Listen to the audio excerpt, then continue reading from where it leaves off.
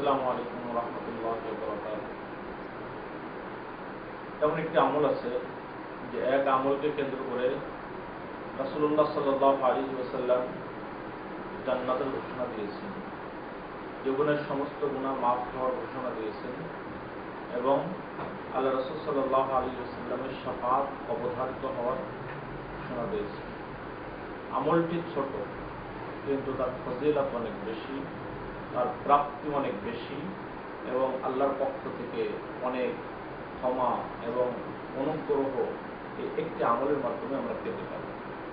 আমলটি হলো হযরতে ওমর রাদিয়াল্লাহু তাআলা আনহু বর্ণনা করেন, যখন মুয়াজ্জিন আল্লাহু আকবার বলে, তখন যদি কেউ দিল থেকে অন্তর থেকে আল্লাহু আকবার বলে, মুয়াজ্জিন যখন বলছে আশহাদু আল্লা ইলাহা ইল্লাল্লাহ আশহাদু আল্লা ইলাহা ইল্লাল্লাহ, তখন অন্তর থেকে বলছে আশহাদু আল্লা ইলাহা ইল্লাল্লাহ আশহাদু আল্লা ইলাহা ইল্লাল্লাহ। মুয়াজ্জিন যখন বলছে আশহাদু আন্না মুহাম্মাদার রাসূলুল্লাহ আশহাদু আন্না মুহাম্মাদার রাসূলুল্লাহ, তখন সে দিল থেকে বলছে আশহাদু আন্না মুহাম্মাদার রাসূলুল্লাহ আশহাদু আন্না মুহাম্মাদার রাসূলুল্লাহ। মুয়াজ্জিন যখন বলছে হাইয়া আলাস সালাহ, সে বলছে লা হাওলা ওয়ালা কুওয়াতা ইল্লা বিল্লাহ। মুয়াজ্জিন যখন বলছে হাইয়া আলাল ফালাহ, সে বলছে লা হাওলা ওয়ালা কুওয়াতা ইল্লা বিল্লাহ। মুয়াজ্জিন যখন বলছে আল্লাহু আকবার লা ইলাহা ইল্লাল্লাহ, সেও বলছে আল্লাহু আকবার লা ইলাহা ইল্লাল্লাহ। সে জান্নাতে প্রবেশ করবে। মুয়াজ্জিনের এই কথার যে দিল থেকে উত্তর দেবে।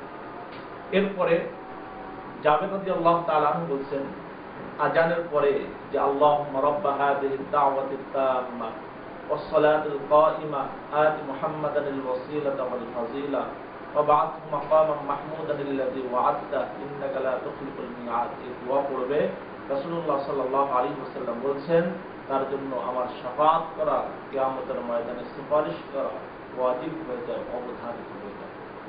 এরপরে وأنا أشهد أن لا إله إلا الله وحده لا شريك له وأشهد أن محمدا عبده ورسوله رضيت بالله ربا وبالإسلام دينا وبمحمد صلى الله عليه وسلم رسولا বলবে। হাদিস শরীফের ভিতরে এসেছে রাসূলুল্লাহ সাল্লাল্লাহু আলাইহি ওয়াসাল্লাম বলেছেন, তার জীবনের সমস্ত গুনাহ তার মাফ হয়ে যায়, তার জীবনের সমস্ত গুনাহগুলি আল্লাহর পক্ষ থেকে ক্ষমা করে দেওয়া হয়। এক আজানের উত্তর দিলে আল্লাহ রাসূলের পক্ষ থেকে ঘোষণা আছে, আমার জন্য জান্নাত অবধারিত, আমি জান্নাতে প্রবেশ করব। এরপরে আজানের পরে দোয়া করব একটি, আমার জন্য আল্লাহ রাসূল সাল্লাল্লাহু আলাইহি ওয়াসাল্লাম শাফাআত করবেন। এরপরে আরেকটি কালিমায়ে শাহাদাত এবং রাদিতু বিল্লাহি রাব্বা, এটা পড়ব।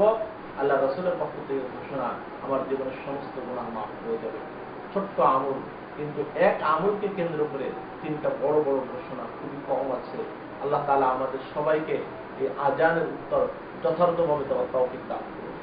ইকামত যখন হয় তখন ইকামতের উত্তর দেব একই রকম, তবে ইকামতের ভিতরে যখন মুয়াজ্জিন বলছেন কদ কামাতিস সালাহ, সেখানে বলবো আকামাহাল্লাহু ওয়া আদামাহা, আকামাহাল্লাহু ওয়া আদামাহা।